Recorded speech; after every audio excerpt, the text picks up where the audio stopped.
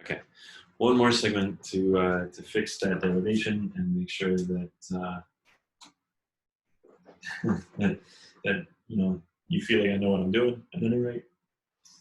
We were in the process of deriving a formula for the average velocity of of motion between two times.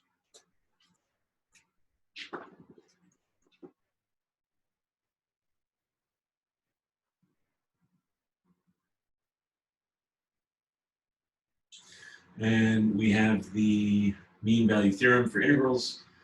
That should be 1 minus t, or 1 over t2 minus t1 times the integral from t1 to t2 of the velocity function of time, integral dt.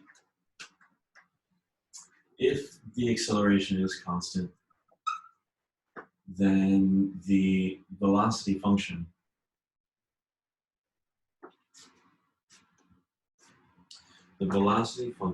as a function of time.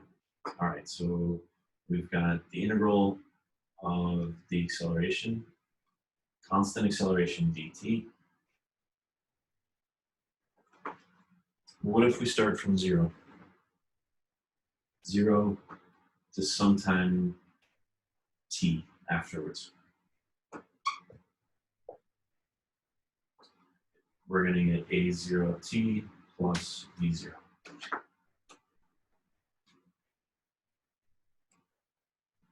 So in a second, we're going to need to talk about the velocity at time t equals 1, at time t1. So that's we plug in t1 plus v0, and velocity at time t2 is a0 t2 plus v0. T1, t2, the velocity as a function of time is a0t plus v0, where this is the velocity at time equals 0, and this time is any time after 0. Could be t1, t2, t7, whatever.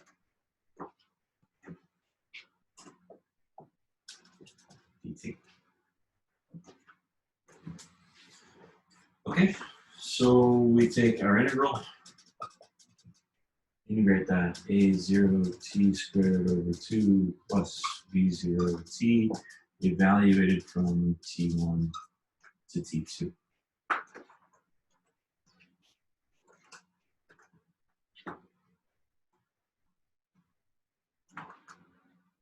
No plus c because it's a definite integral. All right, let's plug in t2s and then subtract what we get when we plug in t1. And we can do the same step by step. We've got 1 over t2 minus t1 times a0 t2 squared over 2 plus v0 t2 minus a0 t1 squared over 2 plus v0 t1.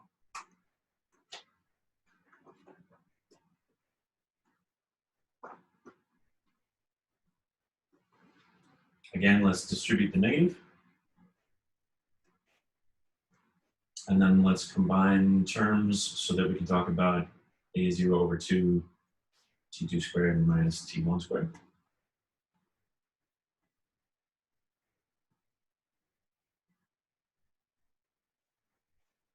Is a0 over 2 t2 squared minus t1 squared. And while I'm here, I'm just going to use the factored form of that. t2 plus t1 plus v0 t2 minus t1, all divided by t2 minus t1.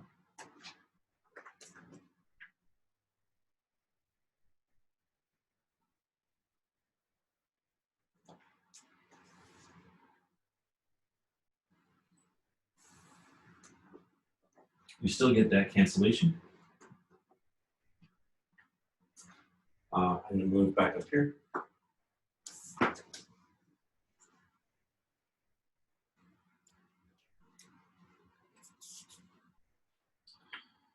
Equals A0 over 2 T2 plus T1 plus B0. Let's find the common denominator, multiply by 2. And let's distribute A0.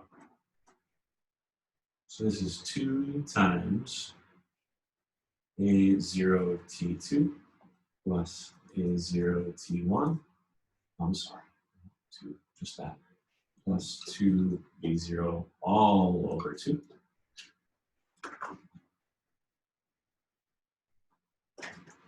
Now, A0 T2 and A0 T1 we can find using this thing that we said was true to begin with.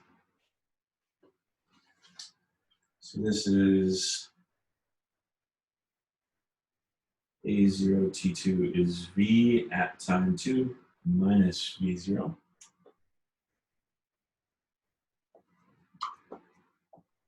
And A0 T1 is V of T1 minus V0.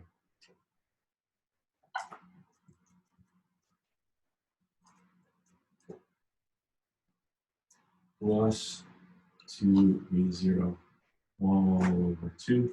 And now you can see what's going to happen. We've got a minus V0, plus 2V0. It's gone. We've got a V at time T2 plus V at time T1 divided by 0. And that is still all the way back to the beginning, equal to the average velocity